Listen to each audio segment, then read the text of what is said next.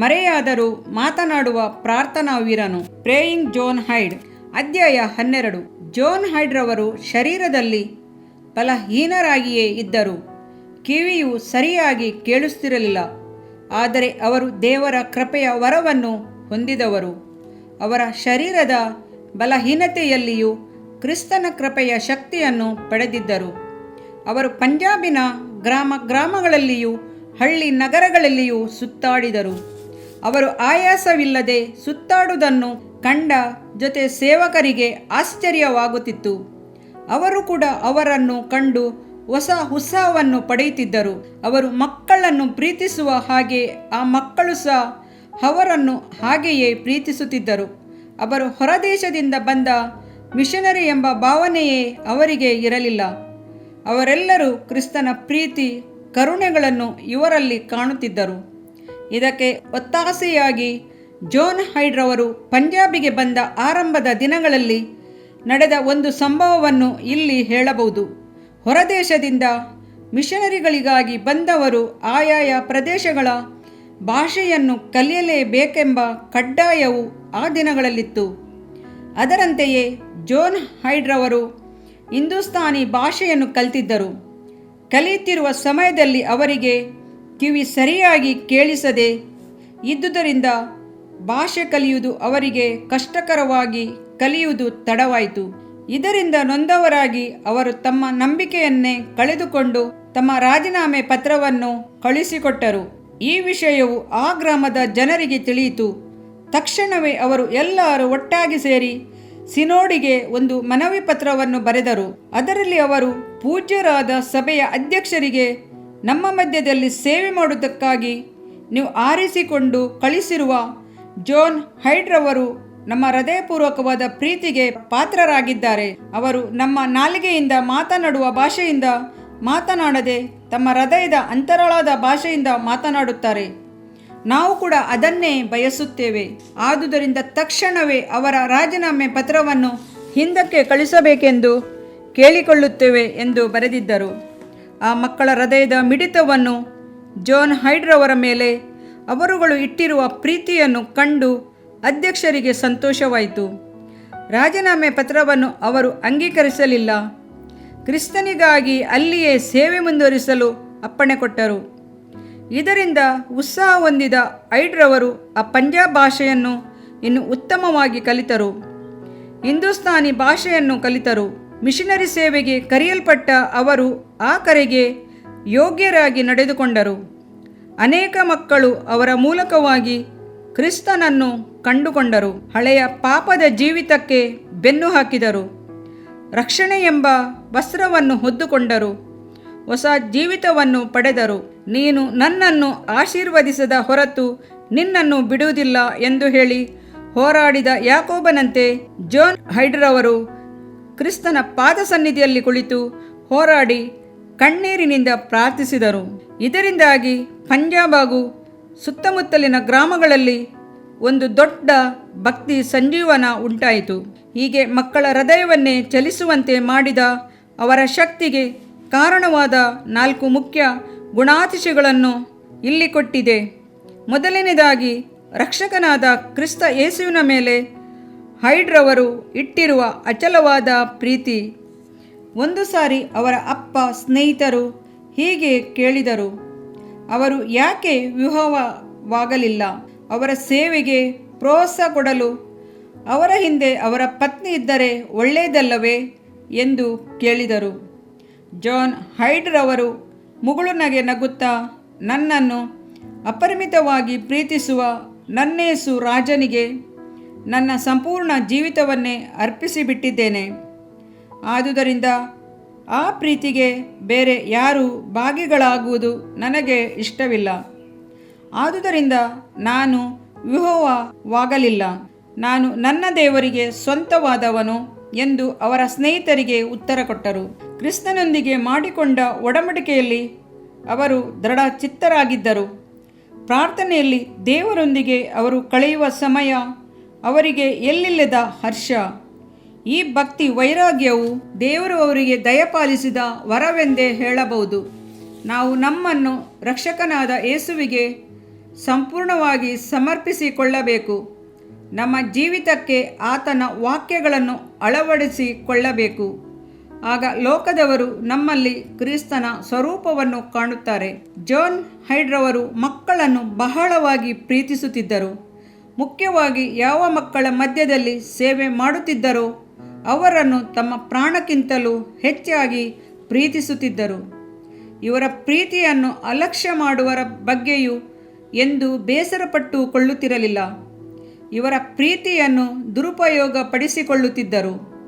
ಅನೇಕರು ಇವರ ವಸ್ತುಗಳನ್ನು ಕದ್ದುಕೊಂಡವರನ್ನು ಕೂಡ ಎಂದು ಗದರಿಸುತ್ತಿದ್ದವರು ಅಲ್ಲ. ಇತರರ ಶರೀರ, ಆತ್ಮ, ಪ್ರಾಣಗಳ ಸುರಕ್ಷತೆಗಾಗಿ ಯಾವಾಗಲೂ ಕರ್ತನ ಸನ್ನಿಧಿಯಲ್ಲಿ ಪ್ರಾರ್ಥಿಸುತ್ತಿದ್ದರು.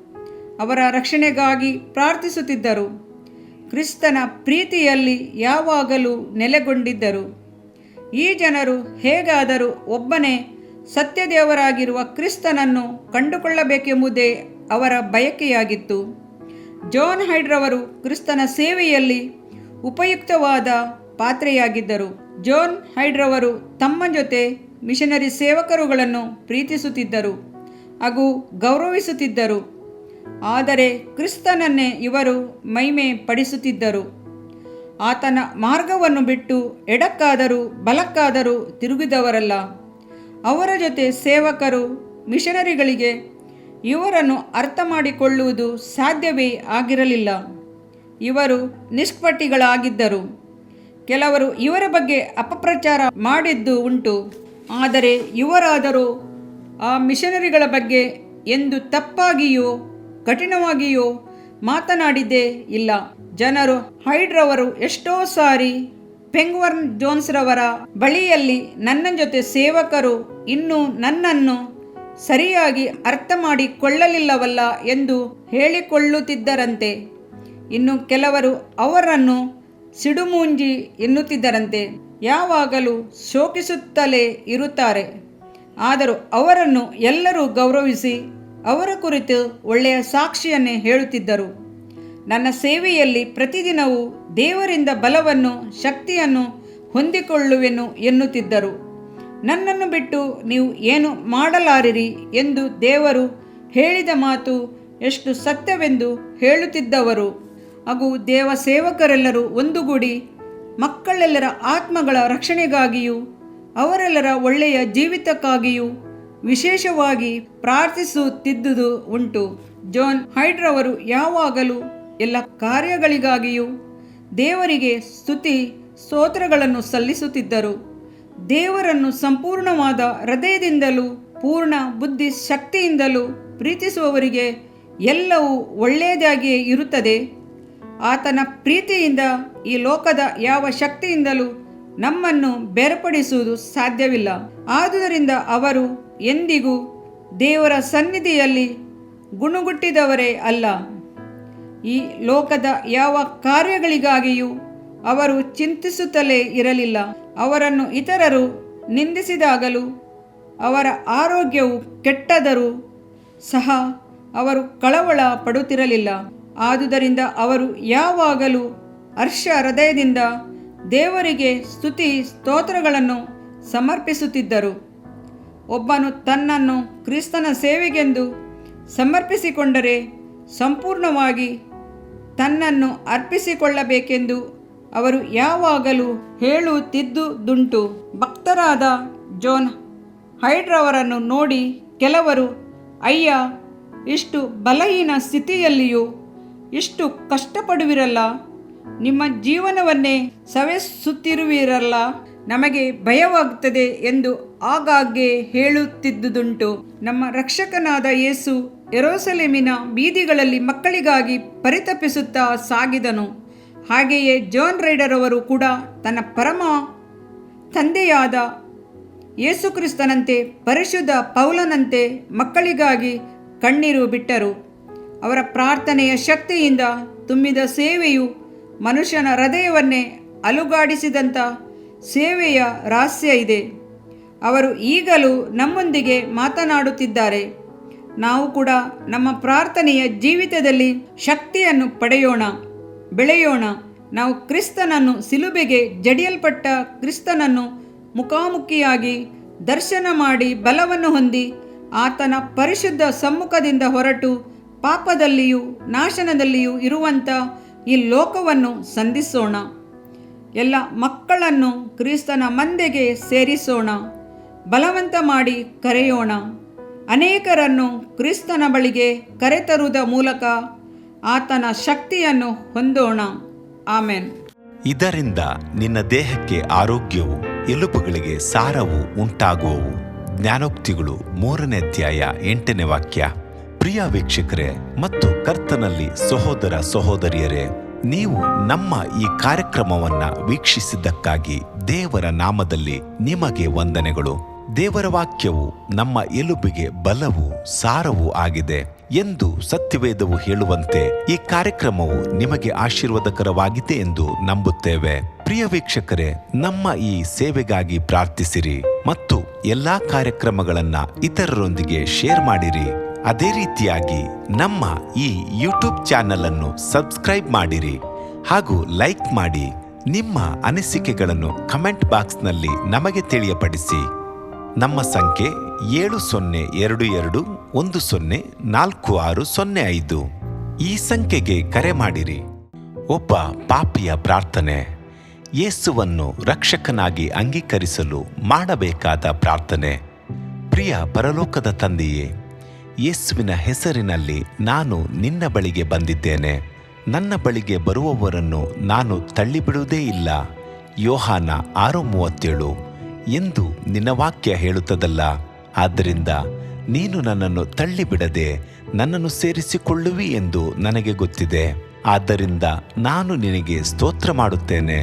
ನೀನು ನಿನ್ನ ವಾಕ್ಯದಲ್ಲಿ ನೀನು ಯೇಸುವನ್ನೇ ಕರ್ತನೆಂದು ಬಾಯಿಂದ ಅರಿಕೆ ಮಾಡಿಕೊಂಡು ದೇವರು ಆತನನ್ನು ಸತ್ತವರೊಳಗಿಂದ ಎಬ್ಬಿಸಿದನೆಂದು ಹೃದಯದಿಂದ ನಂಬಿದರೆ ನಿನಗೆ ರಕ್ಷಣೆಯಾಗುವುದು ಎಂತಲೂ ಕರ್ತನ ನಾಮವನ್ನ ಹೇಳಿಕೊಳ್ಳುವವರೆಲ್ಲರಿಗೆ ರಕ್ಷಣೆಯಾಗುವುದೆಂತಲೂ ಬರೆದಿದೆ. ರೋಮ 10:9-13ನೇ ವಾಕ್ಯ. ಯೇಸು ಕ್ರಿಸ್ತನು ದೇವಕುಮಾರನೆಂದು ನನ್ನ ಹೃದಯದಲ್ಲಿ ನಂಬುತ್ತೇನೆ. ನನ್ನನ್ನು ನೀತಿವಂತನನ್ನಾಗಿ ಮಾಡುವುದಕ್ಕಾಗಿ ಆತನು ಸತ್ತವರೊಳಗಿಂದ ಎಬ್ಬಿಸಲ್ಪಟ್ಟನು ಎಂದು ನಂಬುತ್ತೇನೆ. ನಾನು ಆತನ ನಾಮವನ್ನ ಹೇಳಿಕೊಳ್ಳುತ್ತೇನೆ. ಯೇಸುವೇ, ನೀನೇ ಕರ್ತನು. ತಂದೆಯೇ, ನೀನು ನನ್ನನ್ನು ರಕ್ಷಿಸಿದಿ ಎಂದು ನಾನು ನಂಬುತ್ತೇನೆ. ನಿನ್ನ ವಾಕ್ಯವು ಹೇಳುತ್ತದೆ, ಮನುಷ್ಯನು ಹೃದಯದಿಂದ ನಂಬುವುದರ ಮೂಲಕ ನೀತಿಯು ದೊರಕುತ್ತದೆ, ಬಾಯಿಂದ ಅರಿಕೆ ಮಾಡುವುದರ ಮೂಲಕ ರಕ್ಷಣೆಯಾಗುತ್ತದೆ. ರೋಮ 10:10.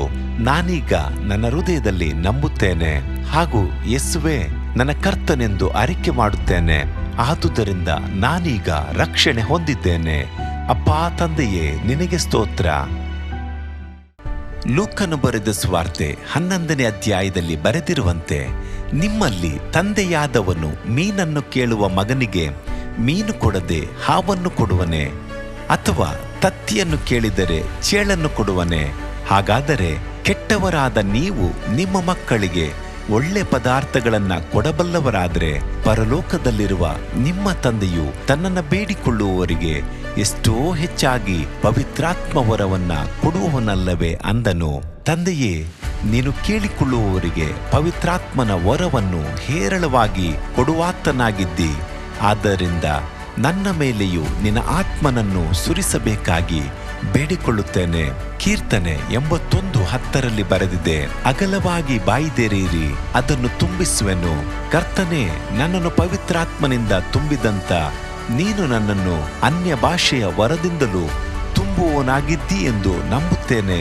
ಅದರಂತೆ ನಾನು ನನ್ನ ಬಾಯಿಯನ್ನು ತೆರೆದು ನಿನ್ನ ಸ್ತೋತ್ರ ಮಾಡುವಾಗ ಅನ್ಯ ಭಾಷೆಯ ಅಭಿಷೇಕದಿಂದ ನನ್ನನ್ನು ತುಂಬುವವನಾಗಿದ್ದಿ ಎಂದು ನಂಬುತ್ತೇನೆ. ಈಗ ನೀವು ನಿಮ್ಮ ಬಾಯಿಯನ್ನು ತೆರೆದು ಮಾತನಾಡುವಾಗ ಪವಿತ್ರಾತ್ಮನು ನಿಮ್ಮ ಬಾಯಿಯನ್ನು ತನ್ನ ಭಾಷೆಯಿಂದ ತುಂಬುವವನಾಗಿದ್ದಾನೆ. ಇದು ದೇವರ ಭಾಷೆಯಾಗಿದೆ. ಈ ಅಭಿಷೇಕವನ್ನ ಹೊಂದಿಕೊಳ್ಳಲು ನೀವು ನಿಮ್ಮ ಸ್ವರವನ್ನ ಉಪಯೋಗಿಸಬೇಕು. ಅದರಿಂದ ನೀವು ನಿಮ್ಮ ಬಾಯಿಯನ್ನು ತೆರೆದು ದೇವರಿಗೆ ಸ್ತೋತ್ರ ಮಾಡುವಾಗ ದೇವರು ನಿಮ್ಮನ್ನು ಅನ್ಯ ಭಾಷೆಯ ವರದಿಂದ ತುಂಬುವವನಾಗಿದ್ದಾನೆ. ಪ್ರಿಯರೇ, ಈಗ ನೀವು ಪವಿತ್ರಾತ್ಮನಿಂದ ತುಂಬಲ್ಪಟ್ಟ ಆತನ ಪ್ರಿಯ ಮಕ್ಕಳಾಗಿದ್ದೀರಿ. ದೇವರ ನಾಮಕ್ಕೆ ಸ್ತೋತ್ರವಾಗಲಿ.